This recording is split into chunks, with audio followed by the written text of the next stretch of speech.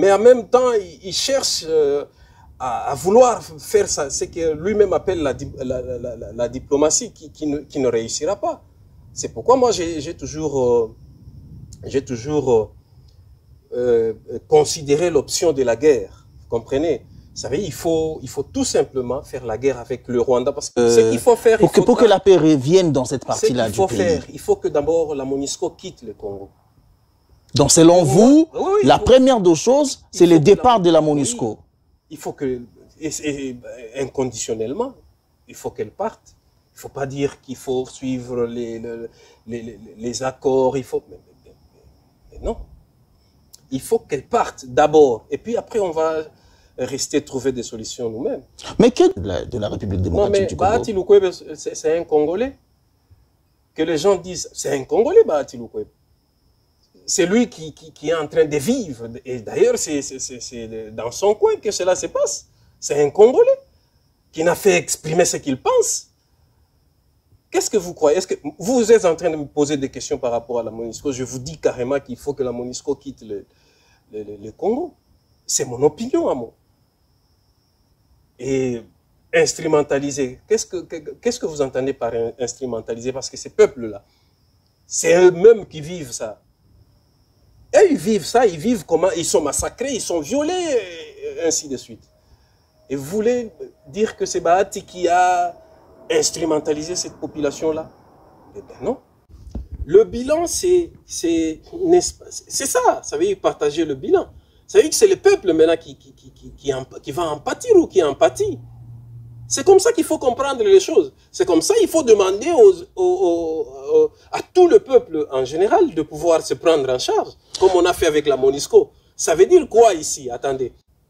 Félix a déjà perdu beaucoup, vous voyez? Il a déjà perdu beaucoup, il vient de perdre encore Kabound.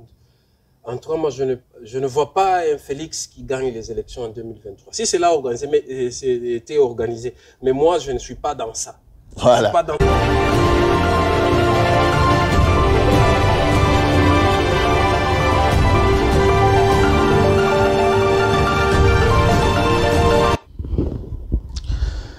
Mesdames et messieurs, bienvenue dans ce tout nouveau numéro de votre magazine Parlons Congo. Un magazine, comme vous le savez, qui traite de toutes les questions d'actualité socio-économico-politique liées à la République démocratique du Congo. Pour ce nouveau numéro, je reçois pour vous un analyste. Avec lui, sur ce plateau, nous allons passer en revue quelques questions d'actualité brûlantes en rapport avec la République démocratique du Congo, notamment l'insécurité qui continue à battre son plein dans l'est de la République démocratique du Congo. Plusieurs jours après, Bunagana est toujours entre les mains de M23. Nous allons aussi parler de toutes les autres questions d'actualité politique, notamment l'affaire Jean-Marc Kabound et la sortie médiatique de Franck Diongo qui désormais s'en prend à Félix Tshisekedi. Mais avant de recevoir mon invité, je vous prie, mesdames et messieurs, de bien vouloir vous abonner sur notre chaîne si vous ne l'avez pas encore fait. Et on se retrouve tout de suite.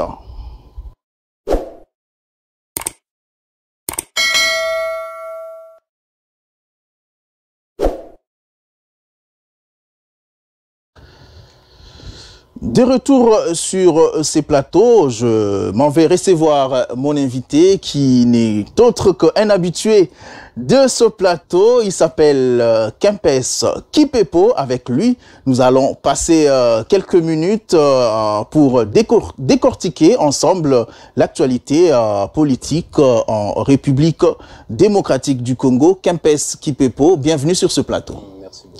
D'entrée de jeu déjà, comme vous le savez, le M23 continue à contrôler la cité de Bunagana. Quelles sont vos impressions? Parce que jusqu'à aujourd'hui, 45 jours après, le M23 est toujours sur Bunagana.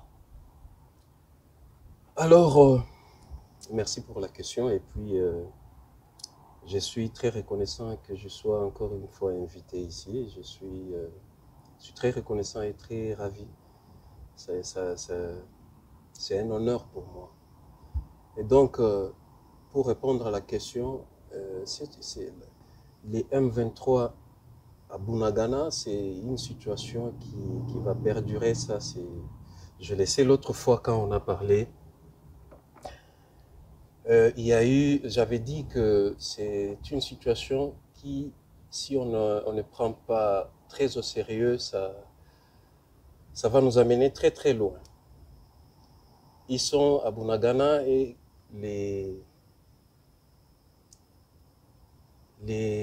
nous n'avons pas, moi je n'ai pas l'impression qu'il y a la volonté de vouloir vraiment faire partir ces agresseurs. Qu'est-ce que vous voulez dire par là? Est-ce que vous pensez que le gouvernement congolais n'a pas vraiment cette volonté de vouloir contre-attaquer le M23 pour enfin récupérer la cité de Bunagana? Mais ils sont là, ça veut dire qu'il n'y a pas la volonté. Il n'y a pas la volonté. S'il y avait la volonté, ils ne seraient pas là-bas. Ils ne seraient pas là-bas. Vous savez, on ne peut pas avoir la volonté et en même temps... Vous savez, j'ai dit l'autre fois qu'il faut qu'il y ait... pour qu'on continue avec la diplomatie, il faut qu'il y ait un rapport de force. La RDC, en ces termes-là, ne représente rien. C'est une faiblesse en termes de rapport de force. C'est pourquoi Kagame et ses complices, bien évidemment, sont en train de jouer avec nous. Il n'y a pas la volonté de la part du gouvernement. Il n'y a pas la volonté de la part du gouvernement, mais entre-temps, la MONUSCO a fait des révélations un peu troublantes sur le M23. La MONUSCO dit que le M23 a des armes comparables à une armée régulière. Oui, mais c'est pourquoi je dis que moi, j'ai l'habitude de dire que c'est pas quand vous dites le M23, c'est une façon de masquer, n'est-ce pas? C'est une agression. Il ne faut pas qu'on parle de M23. Si on parle de M23 comme à l'époque de Kabila, ça veut dire qu'il faut changer de terme. Il faut parler en termes de rébellion. Mais même à cette époque, ce n'était pas une rébellion, c'était une agression. Parce que avant Kabila, il y avait d'abord Mouzé qui disait toujours que le Congo était agressé. Donc ce n'était pas une rébellion. Et en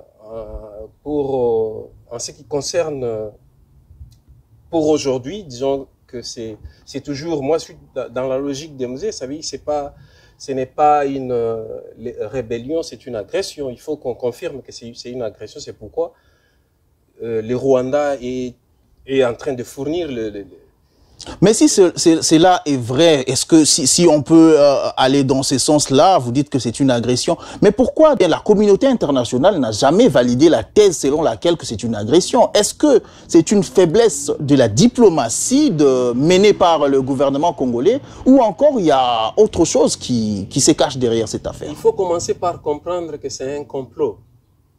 C'est un complot contre la RDC, la diplomatie. Bien sûr, on veut qu'il y ait diplomatie, mais quelle diplomatie? Parce que c'est déjà un complot. J'avais dit l'autre fois que les complotistes, ils sont connus. Vous savez, il faut citer le chat par son nom. Si vous dites que c'est... D'ailleurs, moi, je vais plus loin. Je dis toujours que parler de Kagame et Selma, cela veut dire qu'on est en train de ne pas très bien expliquer les choses ou de ne pas très bien poser le problème. Le problème, c'est un complot. Ça veut dire que c'est la communauté internationale, ou alors les Occidentaux, les Américains, etc., qui sont dans cette histoire-là. Vous comprenez donc la diplomatie. Je ne sais pas pourquoi il faut parler de la diplomatie. Moi, je pense qu'il faut se prendre en charge. Il faut être sérieux lorsqu'on fait les choses. Ce n'est pas... ils peuvent ne pas reconnaître ça. Ils peuvent ne pas reconnaître, mais au fur et à mesure, ça va être comme cette histoire de la mort, de l'assassinat de Lumumba. Personne n'avait, je parle de la communauté internationale, personne n'avait eu à dire que c'était la Belgique. Et d'ailleurs, c'est pas seulement la Belgique. Le procès Lumumba qui n'implique pas les États-Unis, c'est un procès bidon. Vous comprenez? Alors c'est dans cette même logique qu'il faut qu'on essaye d'aller comprendre les choses comme ça se passe. Mais entre-temps, oui, allez-y. Je voudrais finir un truc. Ça veut dire que aujourd'hui, la communauté internationale, elle ne peut pas, se dévoiler, elle ne peut pas dire que c'est elle qui est dans cette situation. C'est pas concevable. Je disais ici que c'était un complot. Donc, il faudra qu'il y ait de pression et de pression. Vous comprenez? Mais fort malheureusement, le président de la République, j'ai l'impression qu'il a compris sans comprendre en même temps. Ça veut dire qu'il faut... il comprend que c'est tout ça, tout ce que je viens de dire, mais en même temps, il cherche à vouloir faire ça, ce que lui-même appelle la diplomatie qui ne réussira pas. C'est pourquoi moi, j'ai toujours considéré l'option de la guerre. Vous comprenez? Vous savez, il faut tout simplement faire la guerre avec le Rwanda, parce que le Rwanda, c'est la voie par laquelle il faut passer pour aller... pour chasser tout ça, pour chasser... Mais comment est-ce qu'on peut faire la guerre au Rwanda pendant que notre propre armée est infiltrée? Non, vous savez... Beaucoup de gens soutiennent cette thèse-là de la guerre, mais notre armée est tellement infiltrée qu'on est peut-être incapable de mener cette guerre-là contre le Rwanda. Oui, infiltré, c'est pourquoi je dis qu'il faut avoir maintenant, il faut définir la politique de cette guerre-là. Il faut voir comment faire pour éviter tout ça. Mais on ne peut pas rester là, assis à rester là, à attendre que les infiltrés, je ne sais pas moi.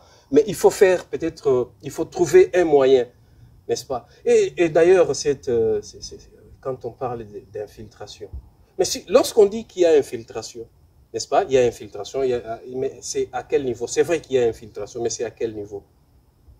C'est à quel niveau il y a infiltration? Parce que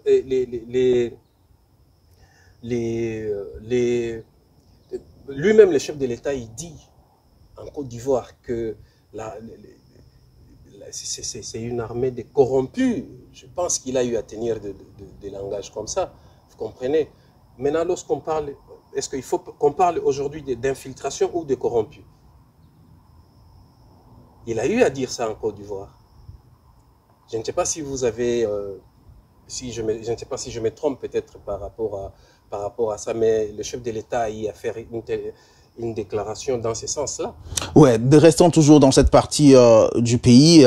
On a vu dernièrement, il y a 2-3 jours, la population manifester violemment contre la présence de la MONUSCO depuis plus d'une vingtaine d'années en République démocratique du Congo. Quelle est votre analyse sur cette question-là? En ce qui me concerne, moi je pense que c'est cette fois-là ou cette fois-ci la population de l'Est s'est prise en charge. C'est ça, c'est prendre en charge. Ça veut dire que vous avez la présence de la MONUSCO qui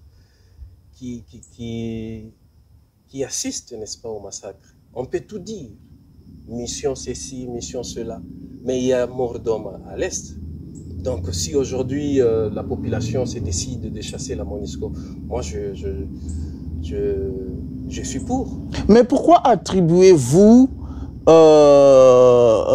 les morts qu'il y a à l'est de la République démocratique du Congo à la MONUSCO? Est-ce que la MONUSCO a-t-il pour vocation primaire ou première la sécurisation de la population et du territoire national congolais, ou bien cette mission-là revient au gouvernement congolais? C'est d'abord le gouvernement congolais. Mais pourquoi est-ce que la population ne s'en prend-il pas au gouvernement? Ce qu'il faut comprendre, vous savez, la MONUSCO, c'est un instrument c'est un instrument par excellence des capitalistes, n'est-ce pas, pour dominer, hein, lorsqu'ils veulent.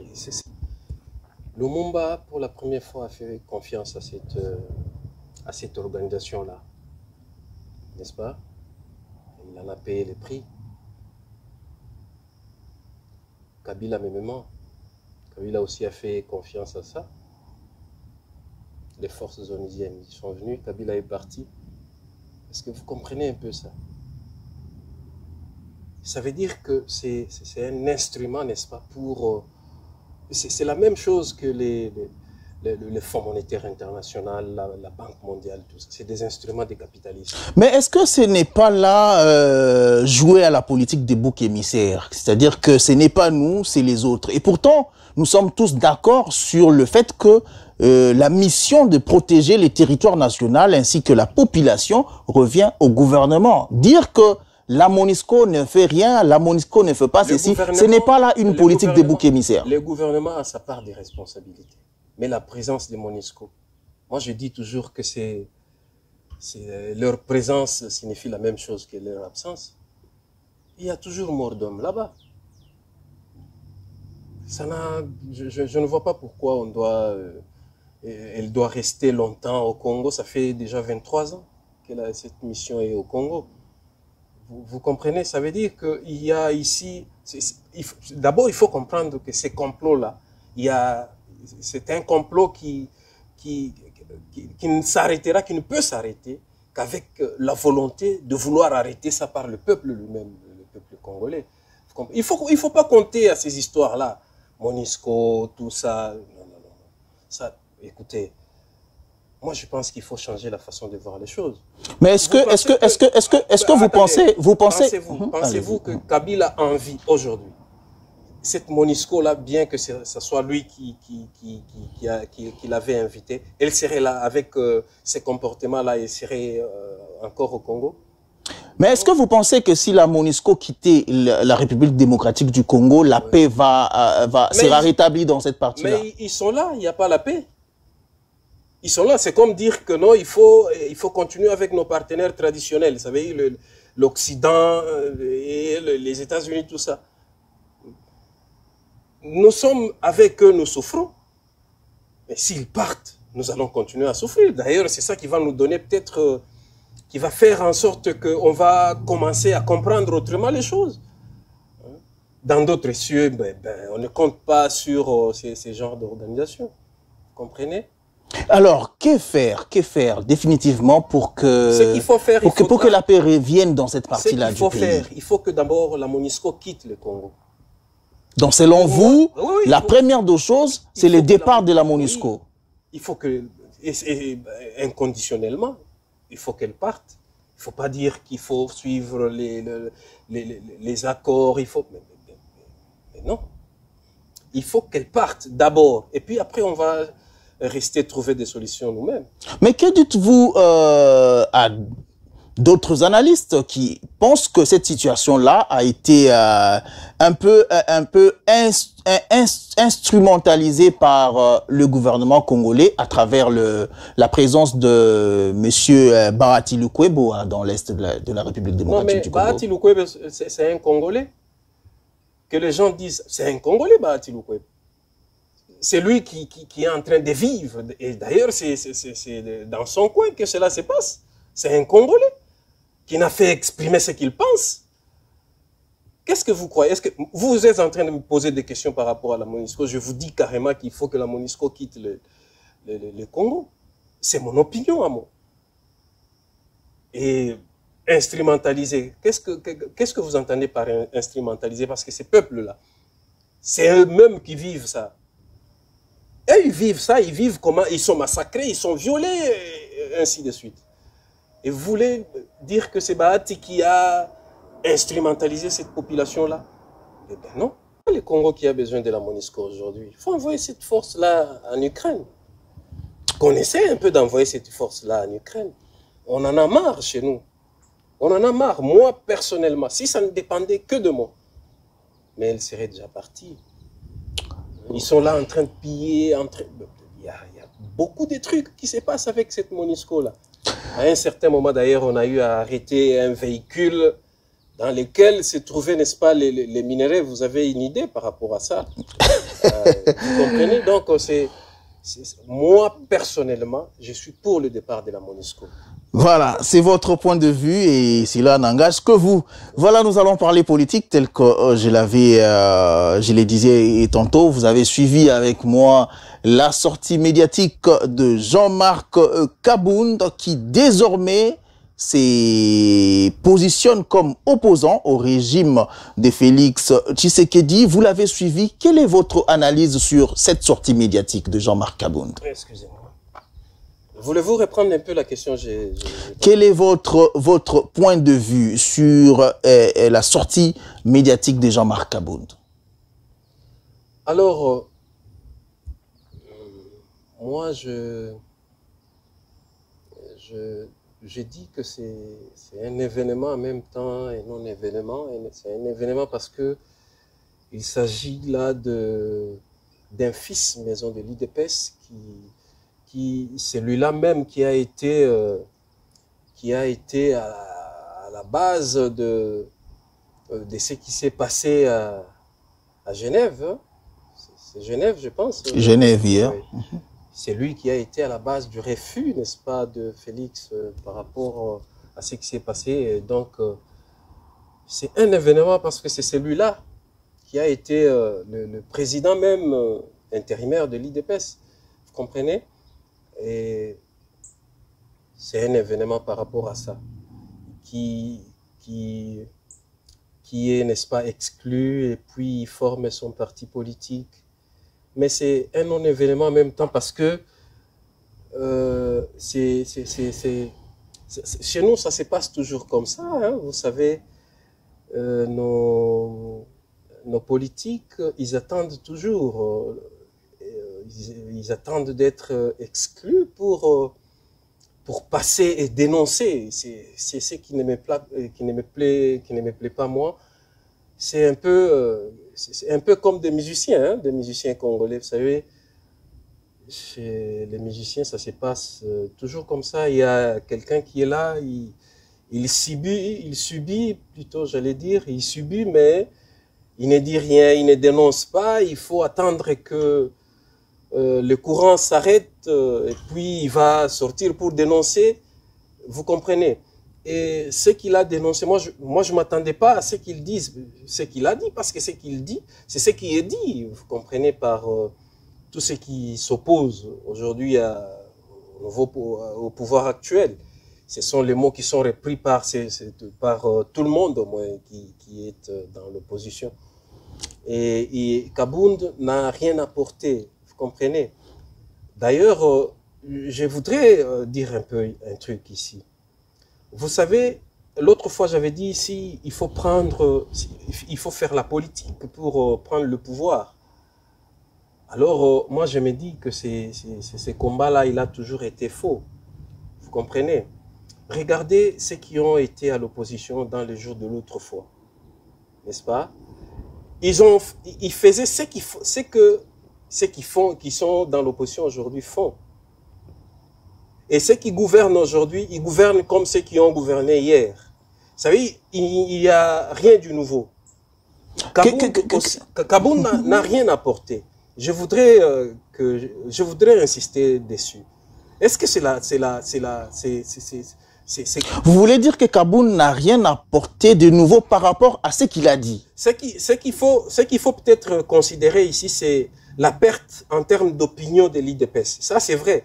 L'UDPS perd en termes d'opinion. Mais qu'est-ce que Kabound apporte à l'opposition? Parce que, regardez, hier, l'UDPS était à l'opposition, n'est-ce pas? Vous savez, nous savons tous ce que l'UDPS en tant qu'opposition faisait. Vous comprenez? Et Kabound était là. Qu'est-ce que Kabound va apporter aujourd'hui?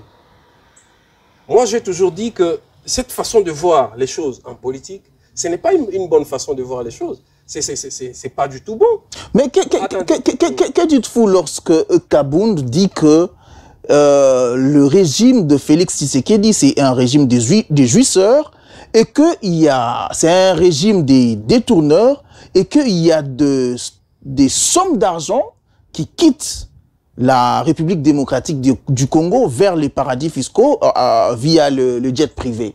Est-ce qu'il fallait attendre que Kabound dise ces genres de choses? Nous sommes africains, ça se passe toujours comme ça. Est-ce que c'est Kabound maintenant? Lui-même Kabound, s'il parle de tout ça, mais il s'est retrouvé dans ça. Le Kabound que le monde a connu, ce n'est pas le Kabound d'aujourd'hui. Kabound d'aujourd'hui, c'est quelqu'un qui a le moyen. Vous comprenez, c'est vrai qu'il a été, où il est député, il a été vice-président de l'Assemblée nationale, tout ça. Mais il n'a rien apporté, il ne va rien apporter. On va toujours aller, on va faire comme on a fait l'autre fois. Et on a détruit ces pays-là par cette façon de faire l'opposition. On détruit le pays par cette façon de faire, d'être au gouvernail. Vous comprenez? Moi, le problème avec moi, c'est que j'ai toujours voulu que les gens réfléchissent aussi autrement. Vous comprenez? Aujourd'hui, vous, Kabound, déjà, l'autre fois j'avais dit qu'il fallait mettre fin avec cette histoire de politique, de politiciens, n'est-ce pas? Vous comprenez? Des représentations, ça veut dire le régime des représentations. Il faut aller aux élections, il faut, dans cette configuration-là avec ceux-là que vous appelez représentants, n'est-ce pas, du peuple. Quand je dis qu'il faut mettre fin à ça, ça implique, n'est-ce pas, la mise aussi, ou alors, oui, mais, ça implique le fait qu'il faut mettre fin aussi à cette histoire des partis politiques, parce que vous ne pouvez pas mettre fin au régime, au système de représentation, sans mettre fin au régime à ces histoires de partis politiques.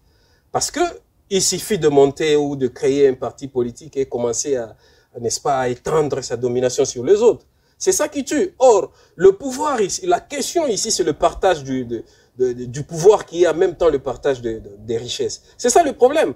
Lorsque Kabound vient et il crée un parti politique, il ne fait qu'accentuer le mal, selon moi. Il ne fait qu'accentuer le mal. Qu'est-ce que vous pensez que Kabound va changer? Ou Kabound va apporter? Rien du tout.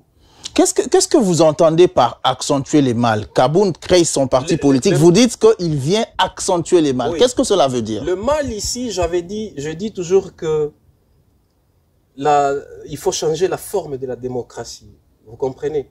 Ça veut dire, je suis prêt même à vous dire qu'il faut qu'on retourne, n'est-ce pas, à la formule première de la démocratie. Ça veut dire la démocratie directe. J'avais dit l'autre fois qu'ils n'étaient pas, n'est-ce pas, les parlementaires, ils n'étaient pas dépositaires des pensées ou des sentiments et aspirations du peuple. Ça veut dire qu'eux, ils pensent à la place du peuple. J'avais dit et je continue à dire que c'est celui qui fait la politique qui a le pouvoir. Vous comprenez, j'ai toujours donné cet exemple ici. Lorsqu'on veut, le chef de l'État veut donner les véhicules, les palissades d'affaires que tout le monde connaît, vous comprenez, il donne à qui? Il donne, n'est-ce pas, aux représentants, à ceux-là que vous appelez représentants, n'est-ce pas? Pourquoi il leur donne, c'est vrai que ça choquait les gens, mais ça choquait sans que, ça choque, mais en même temps, les gens revendiquent, les gens dénoncent ça, mais en même temps, ils sont dans la même situation, ça veut dire ils acceptent que nous puissions continuer avec cette politique-là, cette démocratie des représentations. Non, il faut qu'on mette fin à ça. Vous comprenez? Lui-même, vous savez, lorsque vous êtes dans ça, regardez tout ce que nous faisons. Nous avons tout fait et nous avons échoué. Tous les pays pauvres, tous les pays, sauf les pays comme la Chine, qui étaient autrefois pauvres. Mais aujourd'hui, c'est des pays, moi je dis, c'est un pays puissant, comparable même aux États-Unis. Vous comprenez? Mais nos pays ont échoué. D'ailleurs, la Chine, ce n'est pas dans cette démocratie-là. Elle n'a pas réussi dans cette démocratie-là. Nous avons échoué dans cette démocratie-là. Donc, il faut réfléchir autrement. J'ai toujours donné des exemples des autres cieux, par exemple la Libye, et même la Chine et autres pays. Revenez un peu dans ce que Jean-Marc Kabound a dit. C'est vrai que tout le monde le disait déjà, mais lorsque un fils, disons un proche collaborateur de Tshisekedi comme président sort médiatiquement pour dire que le régime de Tshisekedi est un régime de jouisseurs, de détourneurs, est-ce que cela ne vaut pas un peu plus de crédit que ce que les autres disaient avant? Mais c'est ce que j'étais en train de dire, que c'est un événement et en même temps un non-événement. C'est un événement parce que c'est un fils maison qui dit. qui relate ce qui se passe dans ces parties-là,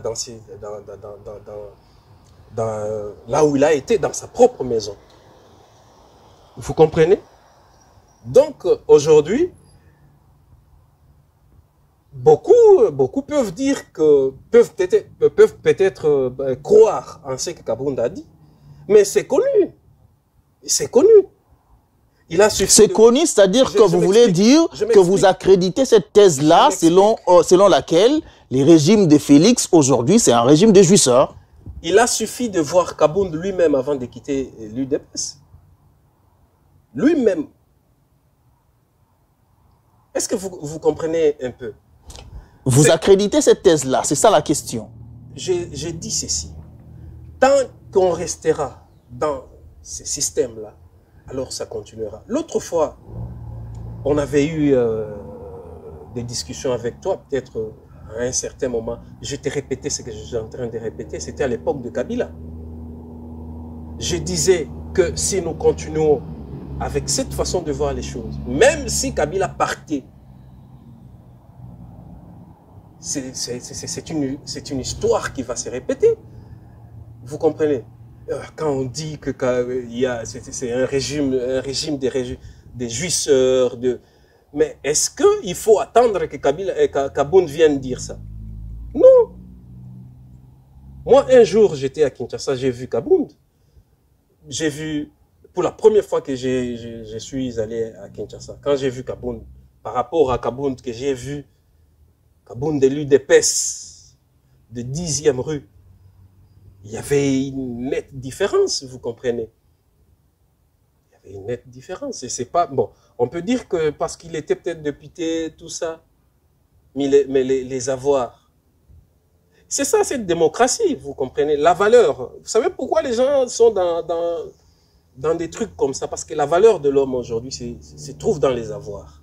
C'est pourquoi vous voyez on a beaucoup développé, n'est-ce pas, l'ego. Or, la politique, c'est pas ça. La politique, c'est pas j'ai envie de dire que la politique, c'est une science, c'est une science divine, la politique. C'est pas n'importe quoi. Vous comprenez? Est-ce qu'il faut qu'on rentre dans cette logique de la science divine? Bien sûr que oui. Moi, je pense que ça questionne fondamentalement. Vous comprenez? Tant qu'on est là, avec ce que nous sommes en train de voir aujourd'hui, rien ne changera. J'avais dit l'autre fois. Comment vous voulez qu'on parle d'un état de droit? Parce que nous parlons de démocratie, mais la démocratie dépend de l'état de droit. S'il n'y a pas d'état de droit, il n'y a pas de démocratie. La démocratie ne peut pas exister.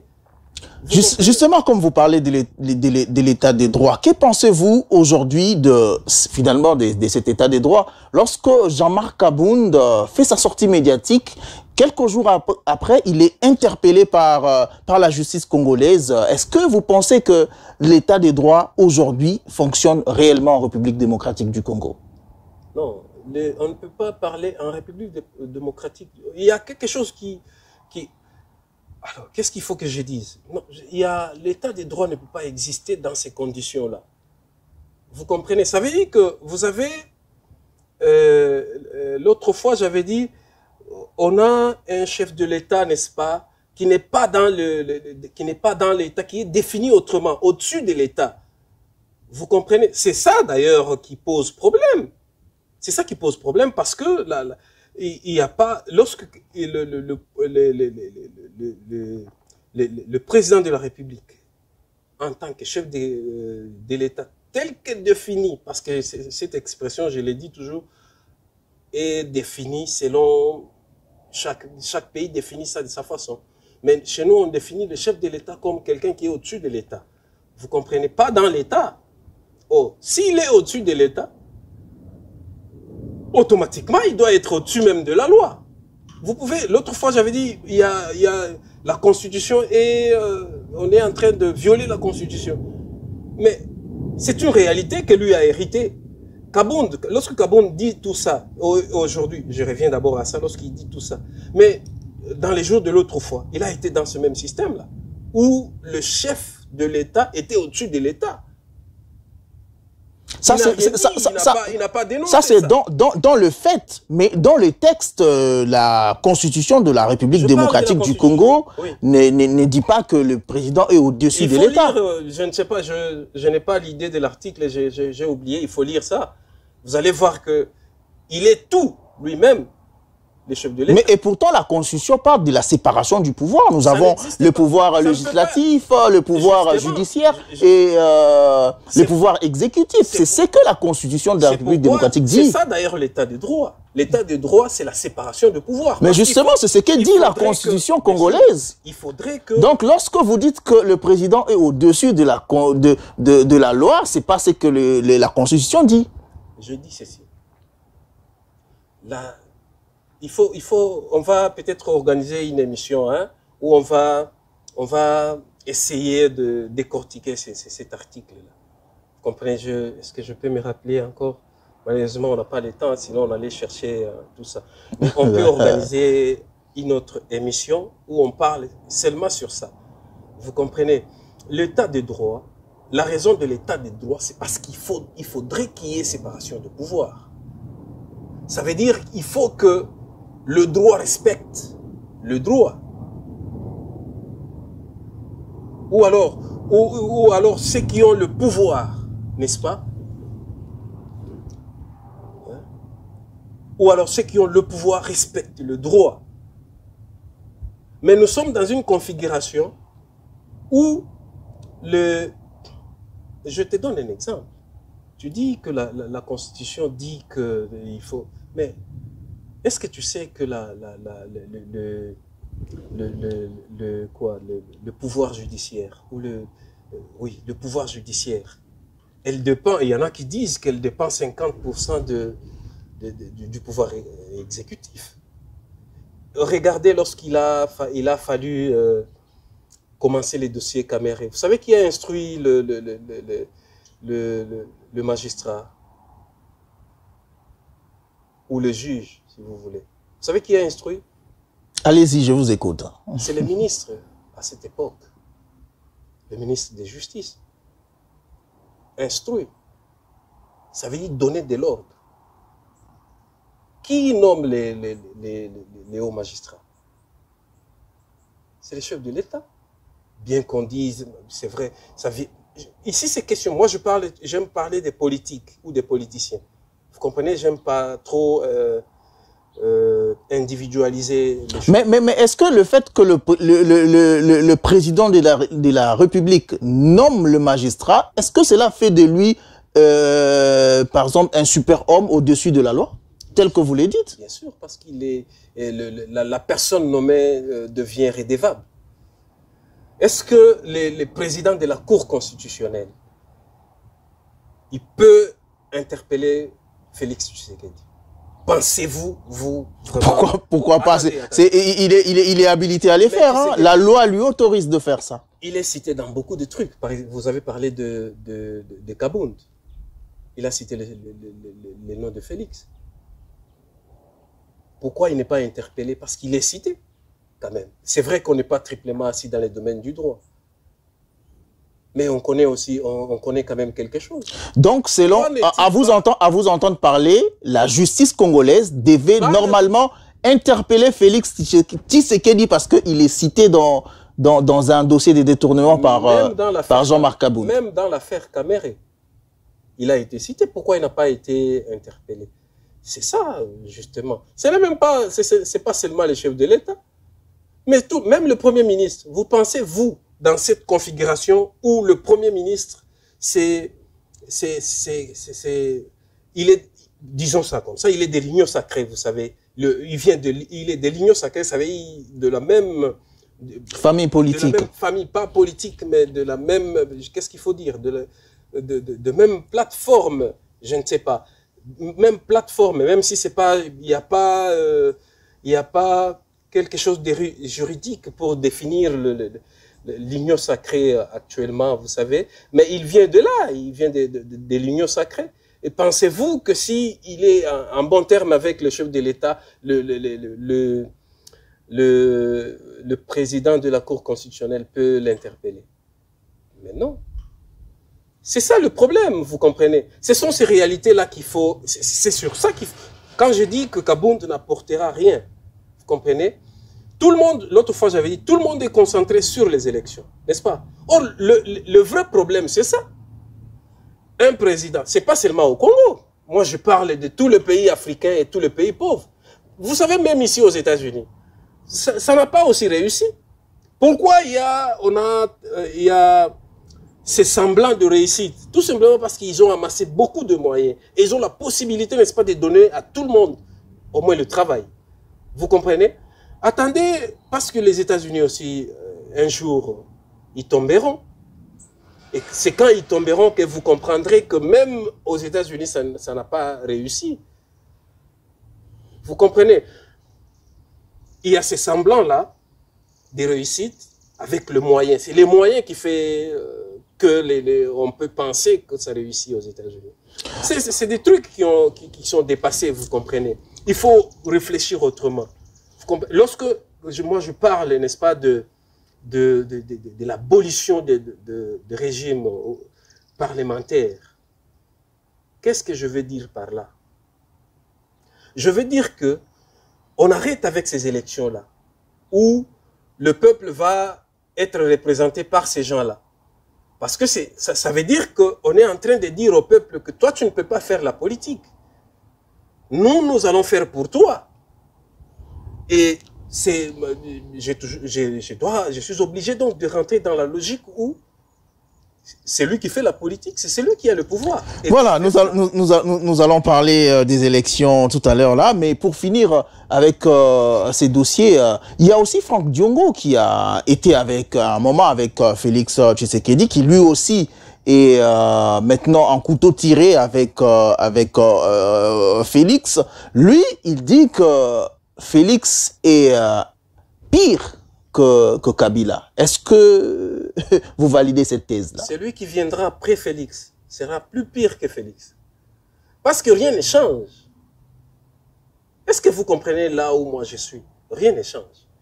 Je valide, et je l'ai toujours dit. Je ne le dis pas aujourd'hui, parce que aujourd'hui où Félix est au pouvoir, non, je l'ai toujours dit. Je valide. Et celui qui viendra après Félix sera plus pire. Qu'est-ce qui va changer? Parce que nous sommes toujours dans cette logique-là. Ce sont ces systèmes-là qui font de Félix un dictateur, entre guillemets. Parce que moi, je me dis qu'en Afrique ou dans un pays pauvre, il ne peut pas y avoir un dictateur. Donc vous pensez que Félix est un dictateur? J'ai dit ceci. J'ai dit que ce sont eux qui font de Félix un dictateur. Ah, ok, ok. Vous comprenez? Lui-même, il dit un jour, il dit, je ne veux pas qu'on fasse de moi un dictateur. Mais il ne réalise pas que le Parlement est en train de faire de lui un dictateur. Comment ça? Expliquez-vous. Vous savez, lorsqu'on était dans cette configuration de cohabitation, c'était quoi? 1+4? Non, non, non. Cohabitation après les élections. La cohabitation entre... Oh, l'alliance FCC Cash. Tout ça. FCC Cash. Yeah. Coalition, on a transformé ça en coalition. Parce qu'ils se sont entendus. En réalité, là, ça devait être, n'est-ce pas, une cohabitation. Vous comprenez? Cette logique-là, si elle était là jusqu'à aujourd'hui, on parlerait autre chose. Il s'agissait là des deux majorités. Il n'y avait pas donc coïncidence des deux majorités. Vous comprenez? C'est pas comme à l'époque de Kabila. Quand Kabila gagne les élections, il gagne avec la majorité et la majorité parlementaire et sa majorité présidentielle. Vous savez, il y avait coïncidence. Vous comprenez? Moi, j'ai condamné ça. Parce qu'on ne peut pas vivre dans un pays où la majorité, un individu a toutes les majorités comme ça, vous comprenez? C'est ça la dictature. Regardez lorsque Kabila est... regardez aujourd'hui, n'est-ce pas? Plutôt à cette époque de cohabitation, moi j'appelle, je préfère dire ça comme ça, vous comprenez? Il y a une majorité qui n'est pas il y a deux majorités, n'est-ce pas? Il y a une majorité qui est la majorité présidentielle, ça veut dire avec Félix, et une autre majorité parlementaire d'ailleurs qui est pour Kabila. Vous comprenez? À cette époque-là, on pouvait assister, si cela avait continué, on pouvait assister à des sérieuses contradictions. Parce que la démocratie, c'est des contradictions, vous comprenez. Vous parlez de Jean-Marc Kabound. C'est là que j'invite les gens de l'IDPS. Il doit avoir des nerfs pour encaisser, n'est-ce pas? Parce que la démocratie, c'est la contradiction. Mais lorsque vous n'acceptez pas la contradiction, ça veut dire que il n'y a pas la démocratie dans ce sens. Lorsque à chaque fois, il faut interpeller, il faut arrêter, ça veut dire qu'on ne peut même pas parler de la démocratie. Vous comprenez? Donc, à cette époque, on assisterait à une très bonne contradiction, vous comprenez? Parce que on n'allait pas avoir des parlementaires, n'est-ce pas, acquis au chef de l'État. Vous voyez? C'est là où, d'ailleurs, lorsqu'on parle lorsque Kabound parle par exemple, de tricher les élections, il y a quelque chose qui est concocté dans ce sens-là, n'est-ce pas, avec l'UDPS. Mais il ne peut pas faire, il peut faire ça dans le Parlement. Il en a déjà fait, il a débauché les parlementaires, les députés du FCC, vous avez vu. Vous voyez? Donc, à partir du moment où il a la majorité, cette majorité, les deux majorités, ça veut dire qu'il complote. Parce qu'aujourd'hui, lorsque vous dites que les choses ne marchent pas, vous dites que les choses ne marchent pas. Félix peut vous dire, si vous dites, vous me dites, vous, que les choses ne marchent pas. Alors je vais poser la question aux parlementaires. Il va poser la question aux parlementaires. Quelle va être la réponse des parlementaires? Il dit, on me dit que les choses ne marchent pas. Qu'est-ce qu'ils vont dire? Je crois que la majorité va dire que non, c'est pas... Alors, aujourd'hui, vous pensez que Kabound peut aujourd'hui, disons, Kabound peut-il faire mal au régime Tshisekedi? Évidemment, je l'ai dit. Ça veut dire qu'il a déjà fait mal à l'UDPS ou à Félix Tshisekedi. Je parlais de la perte en termes d'opinion ou en termes de popularité. Il a perdu, Tshisekedi a perdu parce que Kabound, quand même, c'est pas n'importe qui. Disons ça très sérieusement, Kabound, c'est pas n'importe qui. Kabound, c'est celui-là même qui a été... Tshisekedi, d'ailleurs, Tshisekedi était toujours en Belgique. Quand Kabound restait avec... après, surtout la mort de feu Étienne Tshisekedi. Ouais. Vous comprenez, c'est Kabound qui était au four et au moulin. Donc, il faut dire que l'incarnation de l'UDP, c'est plutôt... c'est plutôt Kabound, vous comprenez? Oh, ah bon? Oui, mais ça c'est... L'incarnation d'Étienne Tshisekedi aujourd'hui, c'est Kabound? J'ai dit, du fait qu'il restait avec UDPS. Vous comprenez? Parce que Félix n'était pas là à tout moment. C'est pourquoi d'ailleurs lui était sur le plan de la hiérarchie. Kabound était secrétaire, je pense. Secrétaire général de l'UDPS. Vous comprenez? Et lui, Tshisekedi était qui? Et l'adjoint en charge de relations extérieures. Sur ce plan-là, déjà, vous comprenez que Kabound était chef de Tshisekedi. Donc, vous voulez dire que Kabound maîtrise mieux l'idéologie, la philosophie de l'UDPS que Félix, qui est le fils biologique d'Étienne Tshisekedi? Je ne dis pas ça. Il s'agit ici d'un fils politique d'Étienne Tshisekedi et d'un fils politico-biologique d'Étienne Tshisekedi. Vous comprenez? Donc ici, ils peuvent tous avoir la maîtrise de l'idéologie de Tshisekedi. Ils peuvent tous en avoir, vous comprenez? Mais la réalité, c'est que Kabound a été secrétaire. Et avant même la mort de feu Étienne, n'est-ce pas? Il était secrétaire. Et après la mort d'Étienne, et que Félix a accédé au pouvoir, c'est lui qui est resté président, n'est-ce pas, de l'UDPS, c'est le maître de l'UDPS. Vous comprenez? Vous savez, c'est pas n'importe qui. Déjà, cet effet d'être exclu, hein? Ou alors on a profité de ces déclarations pour l'exclure, parce qu'il ne fallait pas attendre que lui quitte. Vous savez, hein, c'est question ici de c'est question d'orgueil, hein. Vous savez, si Kabound quitte, on va penser que ça va faire beaucoup de mal à l'UDPS. Donc il faut le dévancer. C'est ce qui a été fait, mais Kabound a quitté l'UDPS les jours même où il a tweeté. Vous vous rappelez de son premier tweet après Voilà, donc nous allons enchaîner, nous allons prendre maintenant la dernière partie de l'émission. Mesdames et messieurs, je vous rappelle que je reçois sur ce plateau monsieur Kempeski Pepo. Avec lui, nous passons en revue les quelques questions d'actualité brûlante de la République démocratique du Congo. Nous allons parler social et élection pour finir. D'abord, sur le plan social, beaucoup de gens se plaignent. Félix Tshisekedi n'a rien fait. Si aujourd'hui, il vous était demandé de juger l'action de Félix Tshisekedi, aujourd'hui, à quelques mois de la fin de son mandat, qu'est-ce que vous pouvez dire? Le bilan, il a toujours été négatif. Il est négatif parce que rien ne change. Vous êtes en train vous-même de vivre les réalités surtout sur le plan macroéconomique. Vous voyez ce qui se passe. Donc, le bilan est négatif. Mais je dis toujours, il est négatif, il sera toujours négatif. Ne vous attendez à rien du tout. Oh. Mais pourquoi je dis ça? Donc, vous voulez dire que le peuple ne peut rien attendre de Félix Tshisekedi en clair, c'est ce que vous voulez dire? Moi, je suis dans la logique où je considère Tshisekedi comme un dirigeant ordinaire, comme tout autre d'ailleurs. Il est comme Macky Sall, il est comme tous ces mondes-là. Vous comprenez? Ce n'est pas un providentiel.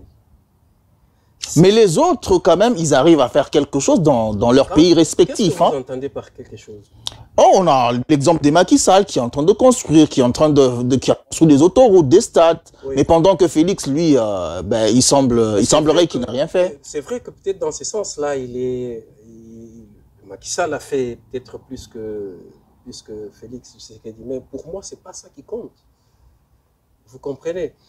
Moi, réussir, je définis ça autrement, ou échouer en politique. L'autre fois, j'avais dit ceci, que le bilan de Félix, il y en a qui disent non, Félix va partager le bilan avec le Moïse Katumbi et tous ces mondes-là. Moi, j'avais dit, je suis allé plus loin, j'avais dit que c'est un bilan que tout le peuple congolais va partager, comme on a partagé le bilan de Joseph Kabila.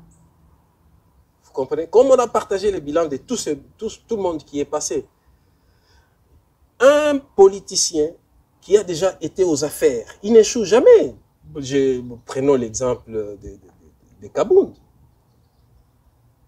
Kabound peut faire 10 ans aujourd'hui, il ne peut pas souffrir. Ça veut dire qu'il n'a pas échoué. Qui a échoué dans tout ça? Dans l'échec de ceux qui sont au gouvernail? C'est le peuple.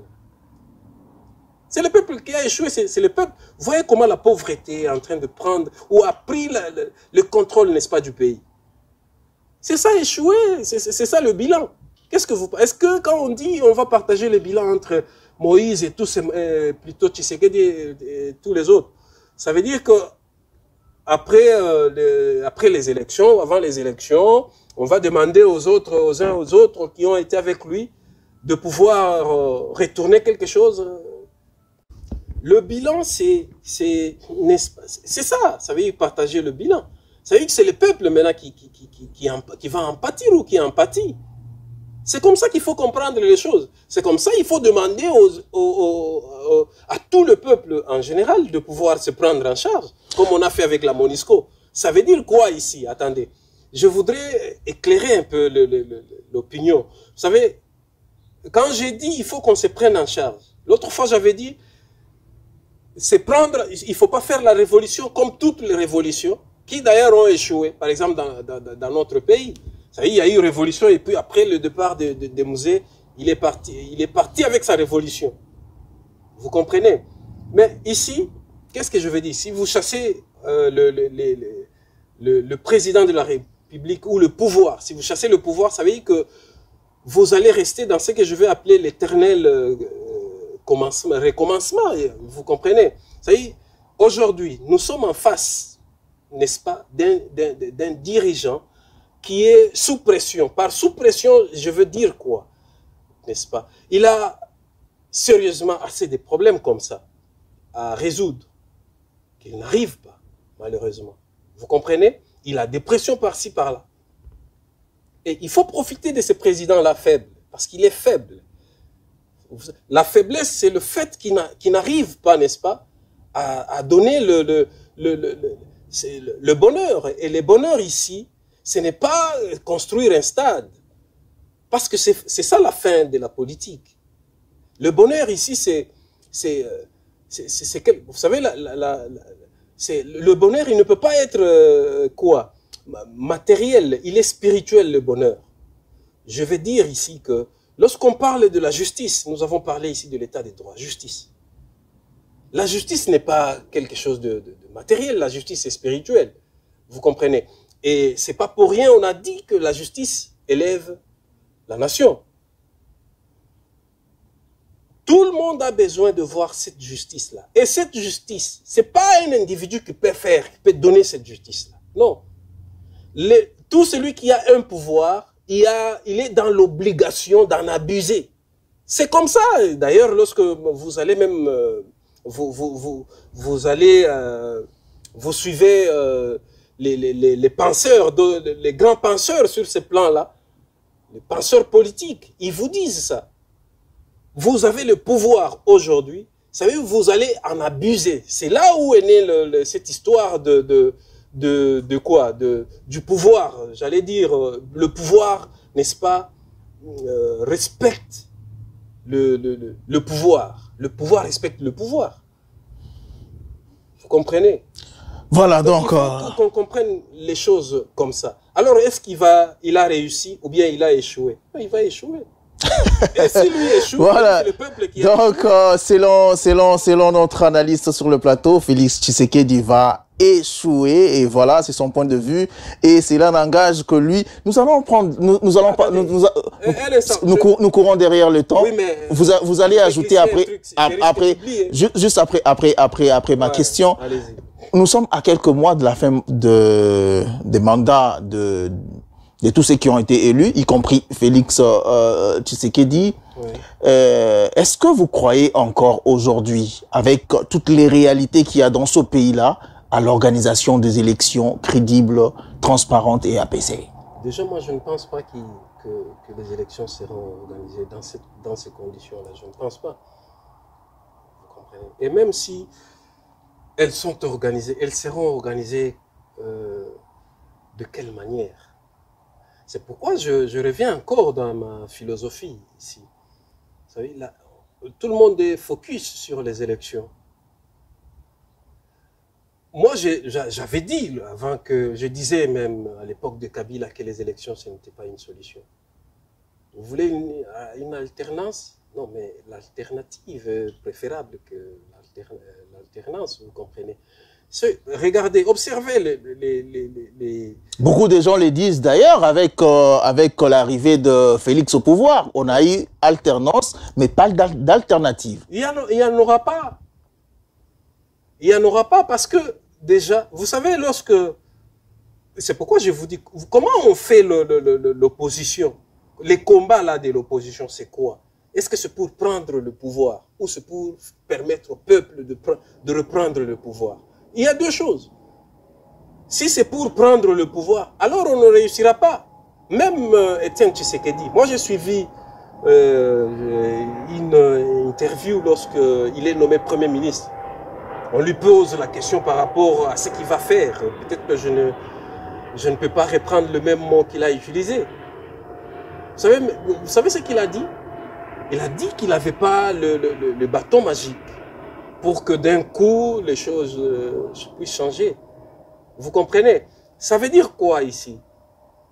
Ça veut dire que pour réussir dans la façon de voir les choses de nos politiques, pour réussir, il faut qu'il y ait une transition. Ça veut dire, il faut dire au peuple d'attendre qu'on atteigne un certain niveau. Et puis après, on va commencer à penser. Mais dans le contexte actuel, vous voulez dire qu'il faudrait qu'on aille dans une sorte de transition et que le pouvoir qui est en place reste en place jusqu'à ce qu'on atteigne un certain niveau et puis après on va organiser les élections? C'est la façon de voir des politiciens. Et il vous dit que non, il faut suivre les dires de Tshisekedi lui-même. Qu'est-ce qu'il dit? Il dit que le Mboka Yango, Mboka Koufa, vous comprenez? C'est un message qui fait passer. Lequel message qui dit tout simplement qu'il faut attendre qu'on puisse travailler et qu'on puisse atteindre un certain niveau et puis on va penser à vous. C'est ce que ce message voudrait dire. Or, la politique,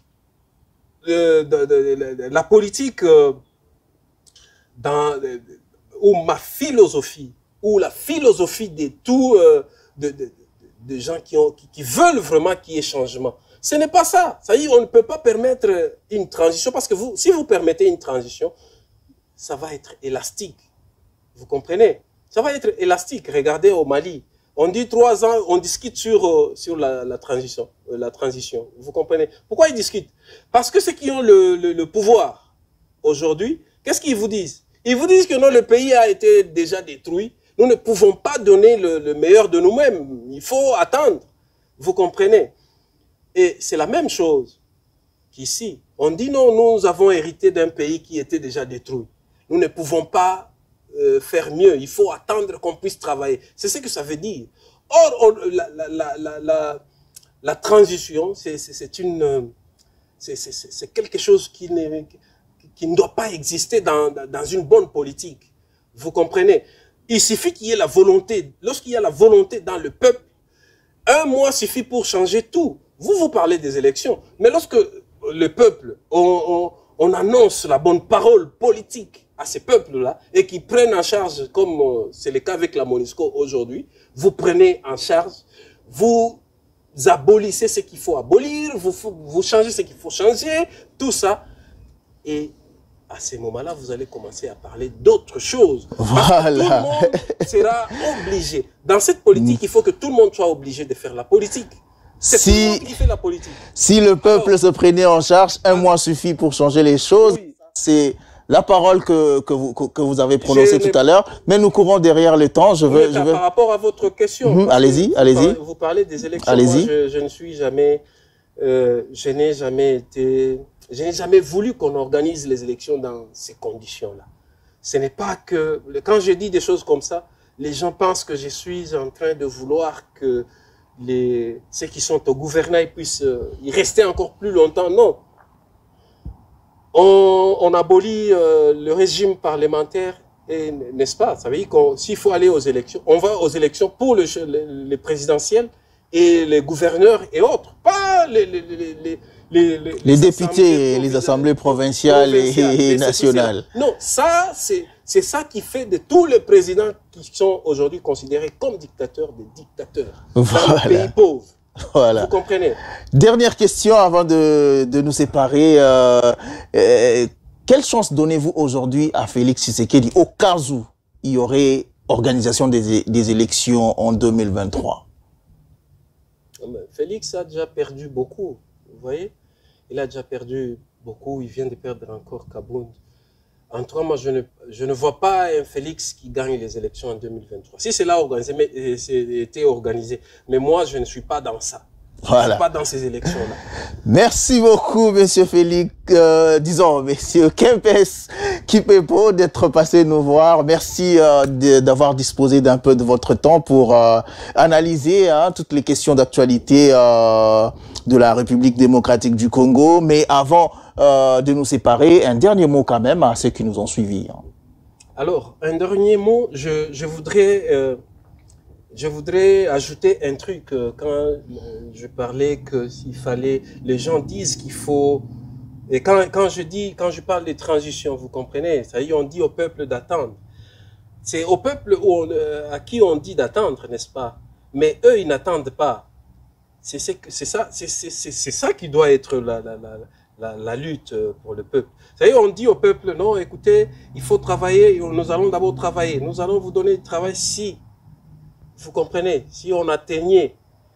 Mais eux, Et eux, ils n'ont pas besoin de cette transition-là. Vous comprenez? Ils n'ont pas besoin de cette transition. C'est comme ça que vous voyez un député aujourd'hui, c'est 21 000, je pense. À moins que je m'abuse. À peu près. C'est 21 ou je ne sais pas, 18 000, 21, quelque chose comme ça. Mais à ces peuples-là qu'on représente, qui est lui-même les souverains primaires, n'est-ce pas? On dit d'attendre. C'est ça la transition à laquelle je fais allusion ici. Alors, Félix, comme tout socialiste qui se respecte, parce que la transition, c'est pour les socialistes. Hein, malheureusement, on n'a plus le temps, sinon on allait... On va y revenir. Comme tout socialiste qui se respecte, il faut attendre qu'il puisse travailler, je ne sais pas comment, et puis après, on va partager les richesses. Non, les richesses doivent être partagées dès lors que vous prenez le pouvoir. On n'a pas... Il n'y a pas de façon de faire. Vous prenez le pouvoir aujourd'hui et vous commencez à distribuer les richesses aujourd'hui même. Mais peut-être la question qui va être posée, c'est de comment distribuer la richesse. Peut-être dans d'autres... Voilà, l'émission s'achève. C'est sur cette note que nous mettons fin à cette émission. Merci mesdames et messieurs de nous avoir suivis. On se retrouve au prochain numéro. D'ici là, portez-vous bien et au revoir.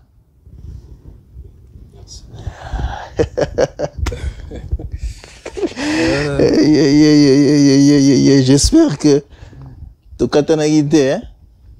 Katani Mobulu. Et Katanaki? Mon Dieu.